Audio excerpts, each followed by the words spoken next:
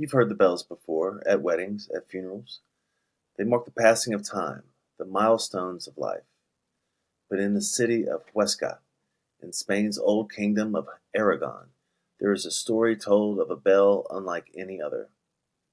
A bell that was not cast from bronze, not hung from a tower, not struck by a clapper of iron. They say this bell was forged from flesh and bone, and when the wind howls down the narrow streets at night, some swear they can still hear it toll.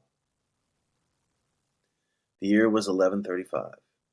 Europe was in upheaval, kingdoms rising and falling, borders shifting with every single war. And in the rocky, sun-baked land of Aragon, a monk found himself made into a king. Ramiro II had never expected to rule. He was quiet, studious, a man raised in cloisters, not courts.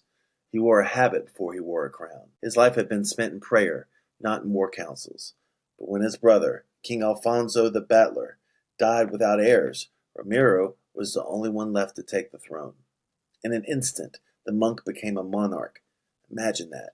One day you're reading scripture in silence, and the next, every noble in the land is weighing whether you are strong enough to hold a sword. Aragon was not stable. It was a young kingdom, carved out of constant battles with Moorish neighbors and rival Christian lords. Its nobles were ambitious, proud, and used to blood. They had bent the knee to Alfonso because he was fierce, a soldier king, but Ramiro was something else entirely. Whispers filled the halls of Huesca. The monk is weak, they said. The man of prayers cannot lead men of war. The nobles began plotting. Some spoke openly of taking power for themselves. Others held private councils in the night. Ramiro heard it all. The rumors carried to him like poison, and he sat alone, praying for guidance, but none came. So he sought advice. He sent word to an abbot he trusted, a man named Abbot San Pedro, and the abbot gave him an answer, not in words, but in action. The story goes like this. Ramiro's manager arrived at the abbey, asking what to do about the rebellious nobles. The abbot walked him through the monastery garden, he said. The abbot walked him through the monastery garden. He said nothing. Instead, he pushed at the rose bushes, flourishing in the sun, and then he plucked off the tallest blooms. One by one, the highest flowers fell to the ground. The messenger stared, confused. The abbot said nothing. But when the messenger returned to Ramiro and told him what he had seen, the king understood. Cut down the tallest, the proudest, the one that overshadows the rest.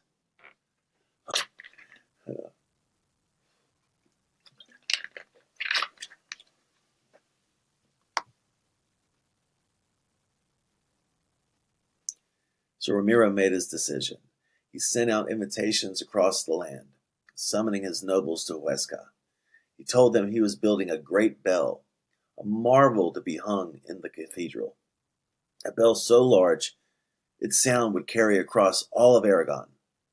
Every noble must come, he declared, for every noble had a part to play in this work of glory. And they came. Some suspicious, some eager, all unwilling to defy the king outright. They rode through the stone gates of Huesca, past the markets and chapels, into the heart of the city. The street narrowed into winding alleys, funneling them toward the cathedral cloister. None of them knew it was a trap. Not yet.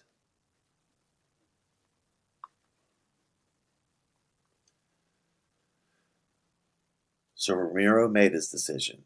He sent out invitations across the land, summoning his nobles to Huesca. He told them he was building a great bell, a marvel to be hung in the cathedral. A bell so large its sound would carry across all of Aragon. Every noble must come, he declared, for every noble had a part to play in this work of glory. And come they did, some suspicious, some eager, all unwilling to defy the king outright. They rode through the stone gates of Huesca, past the markets and chapels, into the heart of the city. The streets narrowed in winding alleyways, funneling them toward the cathedral cloister. None of them knew it was a trap, not yet.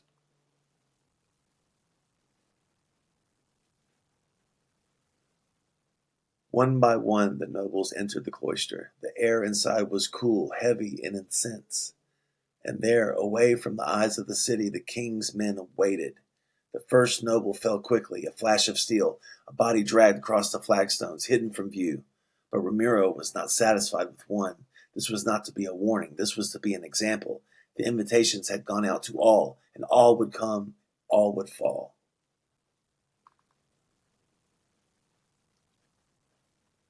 The nobles came in twos and threes, expecting a council, a celebration, a glimpse of the fabled bell. But inside the cloister only silence awaited. The doors closed behind them. Steel hissed from scabbards, and their blood ran dark across the stones. One by one, the proudest men in Aragon fell. The clamor of their armor echoed off the vaulted walls, cut short by gasp, then silence. No mass was sung for them, no priest anointed their bows, only the cold of the cathedral floor received them. Outside, the streets of Huesca bustled as if nothing were amiss. Merchants shouted their wares, children darted between stalls, but inside the cloister, the foundations of terror were being laid.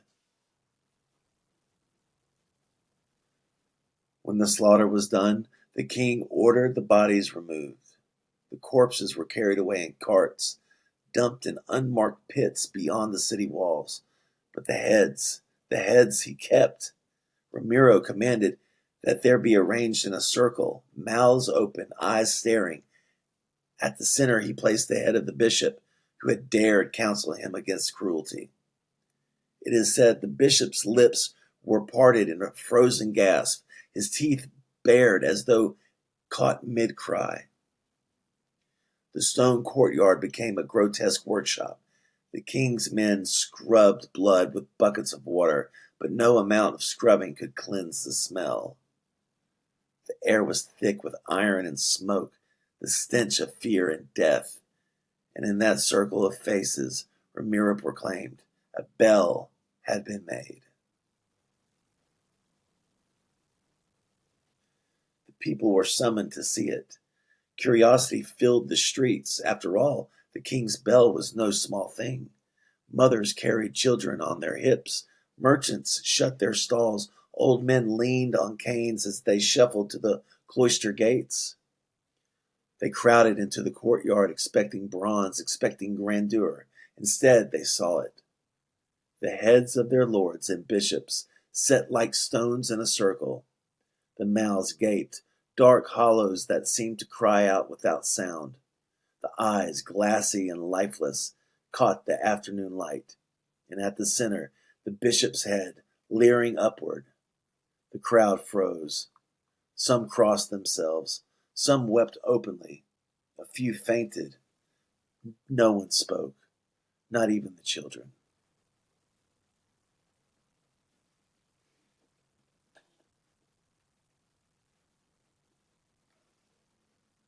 Ramiro stepped forward. His robes were spotless. His crown gleamed in the sun. He lifted his hand and said, "This is the bell that will be heard across the land." The words hung heavy in the air. No one cheered. No one dared move. The king's gaze swept the crowd. He saw the fear in their eyes, and he mistook it for loyalty. Yes, he thought, they will obey. Yes, they will remember. But what they remembered was not power, it was cruelty.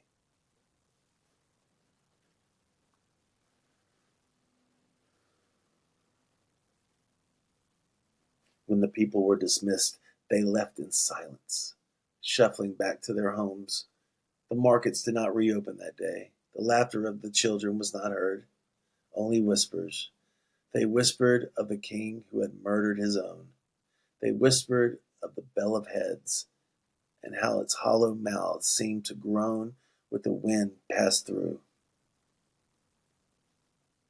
Some swore they heard it already, a low, unnatural moan drifting through the streets like a warning from the dead.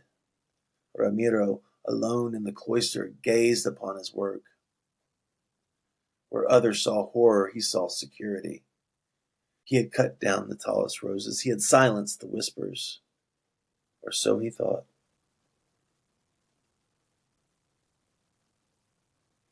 That night, clouds gathered over Huesca. The wind rose, rattling shutters and howling through the alleys. Rain lashed the rooftops.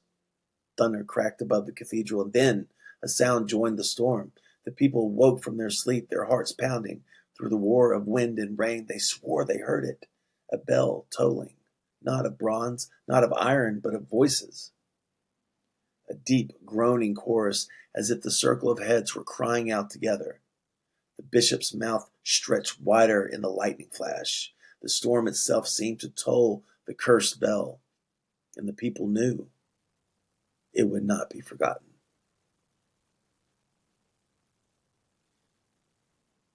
When the storm broke, the streets of Huesca were littered with branches, roof tiles, and overturned carts. But the people spoke of something else, not the damage, not the rain.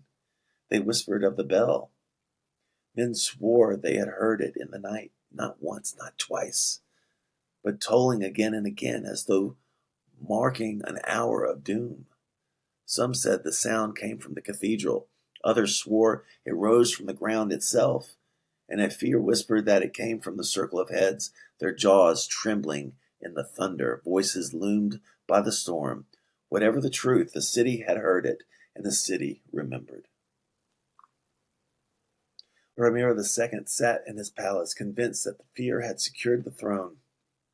He told himself that nobles were silenced, the people subdued. No man would dare whisper against him now. But power born of terror is a power that is brittle. The king's eyes grew restless. Every glance from a courtier felt like suspicion. Every silence in council felt like judgment. He had silenced his enemies, but in doing so, he had also silenced his friends. No man trusted him. No man loved him. And love, as every ruler knows, is worth more than fear. The bell itself did not last. The heads rotted. The flesh fell away.